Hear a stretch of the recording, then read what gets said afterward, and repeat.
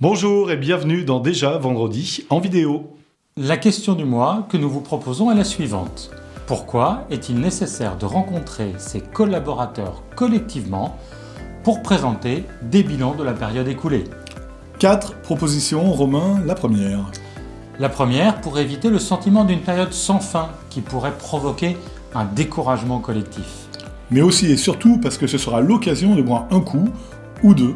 Attention, l'abus d'alcool, etc., etc. Parce que ça garantit de voir au moins chaque collaborateur régulièrement. Et enfin, 4e proposition pour remettre de l'exigence. On n'en met jamais assez, jamais. On vous laisse quelques secondes de réflexion. La bonne réponse est la première proposition. Romain, que peux-tu en dire? Tout à fait, c'était bien la première proposition.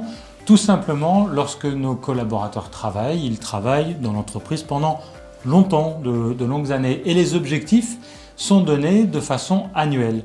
Cette période de temps annuelle peut paraître longue, voire pour certains même infinie. Oui, absolument.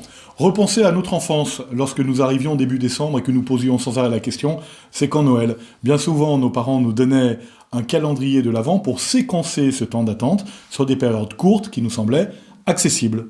Tout à fait. Des périodes accessibles, et puis ça va être l'occasion pendant ce bilan de parler aux collaborateurs de l'importance qu'on attache aux efforts, au travail, aux réalisations qu'ils ont accomplies.